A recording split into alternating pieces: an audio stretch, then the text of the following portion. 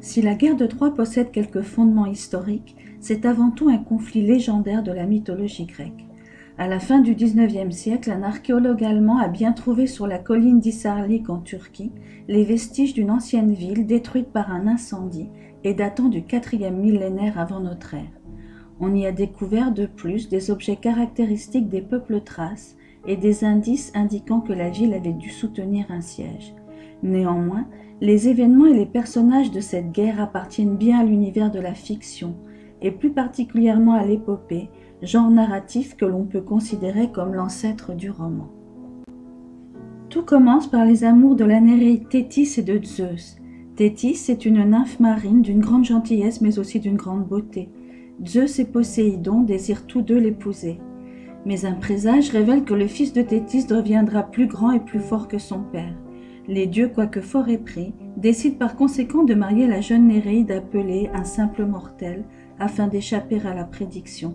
De cette union naîtra effectivement l'un des plus grands héros et l'un des plus vaillants guerriers grecs, Achille. À l'occasion des noces de Thétis et de Pelée, afin de divertir les dieux qui s'ennuient sur l'Olympe, Zeus décide d'organiser un grand banquet. Tous sont invités, sauf Eris, la déesse de la discorde, qui se plaît à provoquer des conflits partout où elle se trouve. Furieuse et pour se venger, elle lance au milieu de la table du festin une pomme d'or sur laquelle est inscrit « à la plus belle ».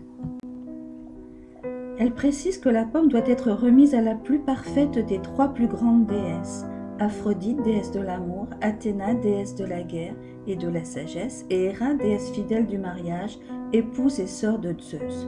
Aucun dieu n'accepte d'arbitrer ce concours, et l'on décide de trouver un juge impartial. Hermès, le dieu messager, est chargé de conduire les trois concurrentes sur le mont Ida auprès de Paris, un jeune berger considéré comme le plus beau des mortels. Paris est en réalité le plus jeune fils de Priam, roi de Troie. Un oracle ayant prédit qu'il serait à l'origine de la destruction de Troie, Écupe, sa mère, se voit contrainte de l'éloigner et l'abandonne sur le mont Ida où il est recueilli par des bergers. Il décidera un jour de se faire reconnaître par ses parents. Sa sœur, la prophétesse Cassandre, prédira tous les malheurs dont il sera cause, mais Priam, heureux de retrouver son fils, l'accueillera parmi les siens. Alors que Paris garde ses troupeaux sur le mont Ida, les trois déesses apparaissent devant lui entièrement nues.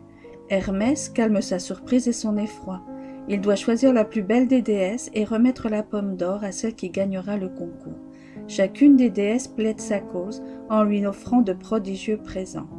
Héra lui promet richesse et pouvoir sur le monde, Athéna, sagesse et victoire au combat. Mais Paris cède à Vénus qui lui fait miroiter l'amour de la plus belle femme au monde, Hélène de Sparte. Hélène est la fille de Zeus et de Léda, épouse de Pindare. Séduit par la beauté de la jeune mortelle ou désirant échapper à un aigle qui le poursuivait, Zeus se métamorphose en cygne et se réfugie dans les bras de Léda.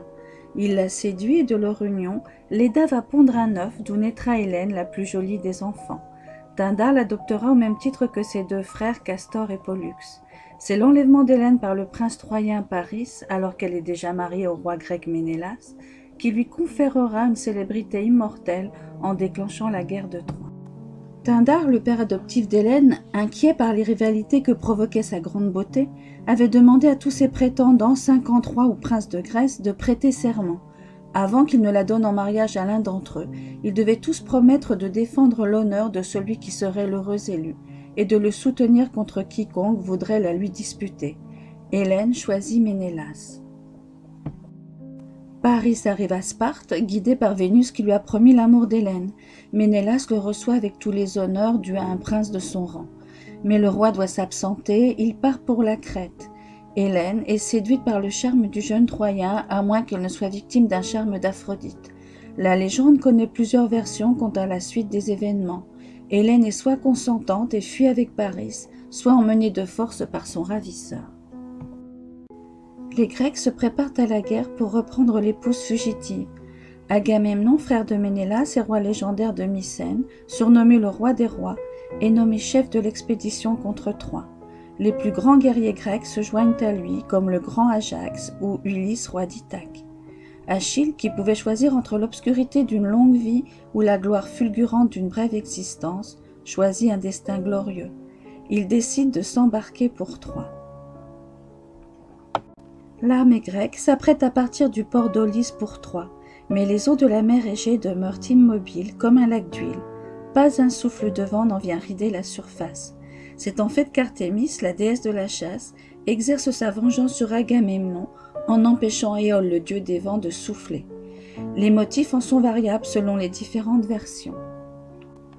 Agamemnon aurait tué un cerf sacré lors d'une partie de chasse où il se serait vanté d'être meilleur chasseur qu'Artémis. Toujours est-il que la flotte grecque est immobilisée au port. Le devin Calchas annonce alors qu'il faut qu'Agamemnon sacrifie sa fille Iphigénie pour calmer la colère d'Artémis. Tout d'abord, le roi refuse, mais poussé par Ulysse et Ménélas, il finit par accepter.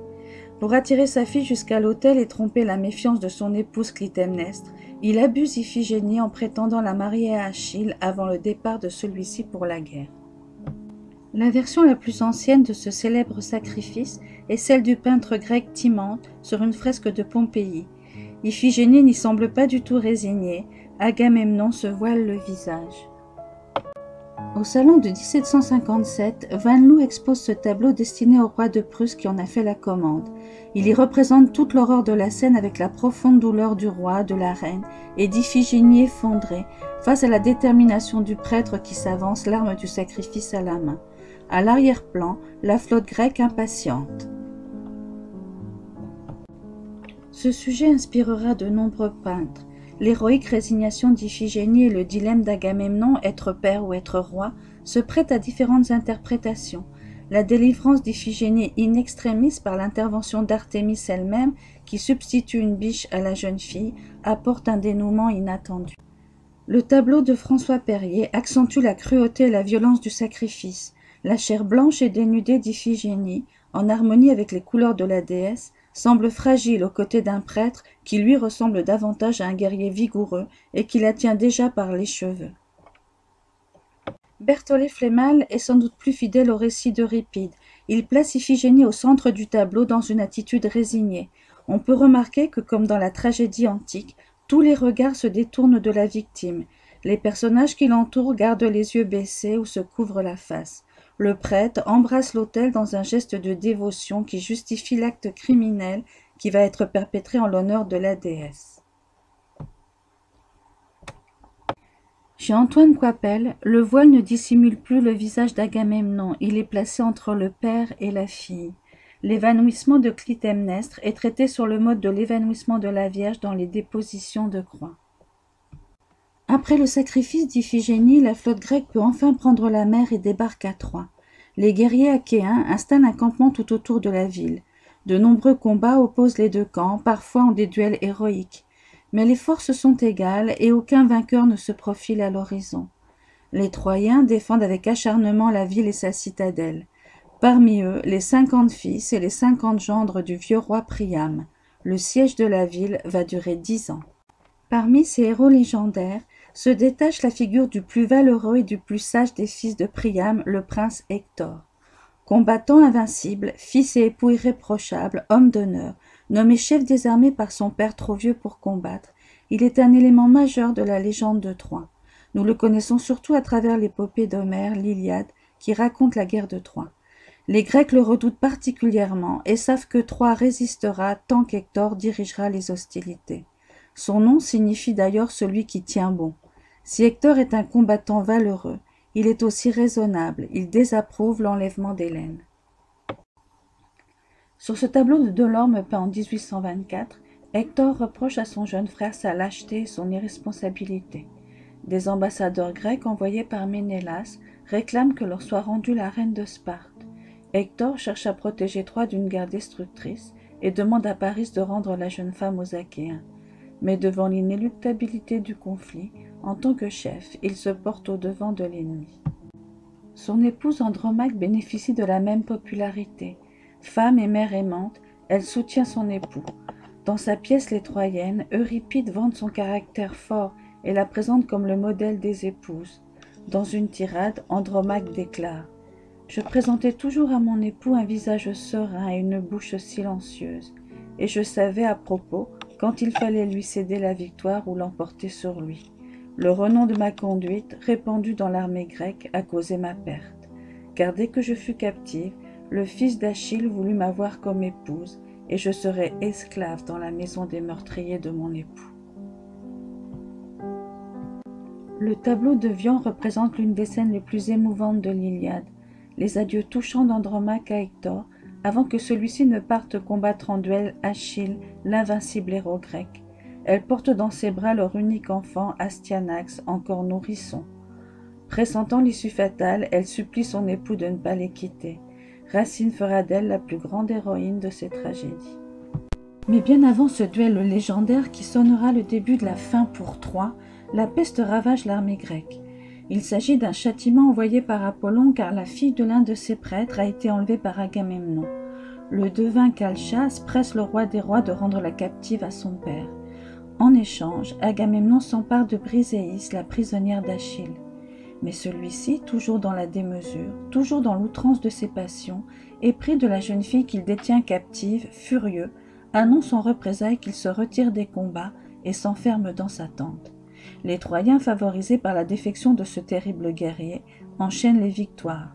Devant cette catastrophe, Patrocle, l'ami intime d'Achille, décide de revêtir l'armure et de prendre les armes du héros afin de se battre à sa place. Mais après des combats acharnés, il est tué par Hector. Achille est alors dominé par le chagrin et la fureur. Il veut venger Patrocle et provoque Hector en duel. C'est un affrontement mémorable entre les deux plus grands guerriers en présence. Achille vient à bout de celui dont le destin avait décrété. Troie survivra tant qu'Hector sera en vie. Il transperce de sa lance la cuirasse et la poitrine du plus vaillant des princes troyens. Priam réclame le corps de son fils pour lui donner sépulture. Mais impitoyable, Achille refuse. Pire, il attache le cadavre derrière son char et le traîne au grand galop tout autour des remparts de Troie.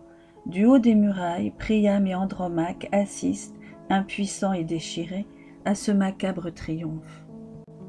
Malgré les craintes de son épouse Hécube, Priam se rend seul dans le camp grec et demande la dépouille de son fils en échange de présents. Le vieil homme supplie Achille et parvient à le fléchir. Celui-ci lui remet le corps d'Hector pour des funérailles décentes. La douleur d'Andromaque est immense, mais ses peines ne cesseront pas là. Son fils lui sera bientôt arraché. Il ne connaîtra point le sort qui lui est dévolu dans la pièce de Racine. Sa destinée est en réalité plus cruelle. Un oracle avait prédit la mort violente d'Achille. Sa mère, afin de le protéger de cet avenir funeste, l'avait plongé encore enfant dans les eaux du Styx, le fleuve des enfers, censé le rendre invulnérable. Mais comme elle le soutenait par le talon, cette petite partie de son corps ne fut pas immergée et devait provoquer sa perte. Ainsi, Achille est tué à son tour par une flèche de Paris qui l'atteint au talon. La guerre s'enlise. Privés de leurs héros respectifs, Grecs et Troyens s'observent. Selon le poète Virgile, c'est Ulysse, dont l'Odyssée célèbre la ruse, qui imagine un stratagème ingénieux. Les Grecs vont feindre d'abandonner le siège et de s'embarquer pour la Grèce. Ils construisent un immense cheval de bois de 10 mètres de hauteur en l'honneur de Poséidon, afin que le dieu de la mer leur assure un retour sans danger. Ils font semblant d'abandonner là le cheval sur le rivage. En réalité, de nombreux guerriers sont placés à l'intérieur. Un traître persuade les Troyens de s'emparer du cheval et de le traîner jusque dans la ville pour la protéger. Deux prédictions vont alors tenter d'avertir les Troyens. Cassandre, la sœur d'Hector et de Paris, possède des dons divinatoires. Apollon, amoureux de cette princesse, lui a transmis ce pouvoir en échange de sa possession et de la promesse d'une nuit d'amour. Mais une fois instruite de ces pratiques, Cassandre n'accorde au dieu qu'un simple baiser. Par vengeance, Apollon fait en sorte que ses prédictions ne soient jamais crues.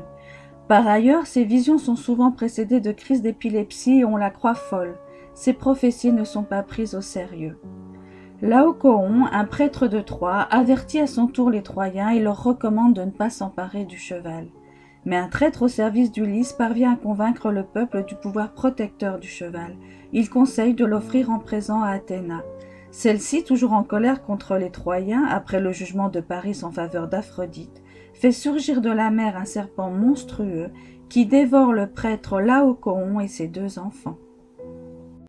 Les Troyens, persuadés de ce fait que Laocoon avait tort, traînent le cheval à l'intérieur des remparts. À la tombée de la nuit, ils l'installent devant le temple d'Athéna puis s'enivrent pour fêter la fin de la guerre. Au beau milieu de la nuit, les guerriers grecs dissimulés dans les flancs du cheval sortent de leur cachette. Ils prennent les Troyens au dépourvu et les massacrent avant de piller les richesses de la ville et de l'incendier. Priam est assassiné au pied de son trône. Cassandre est violée par Ajax le Petit alors qu'elle s'est réfugiée dans le temple et est agrippée au Palladion, la statue de Pallas Athéna.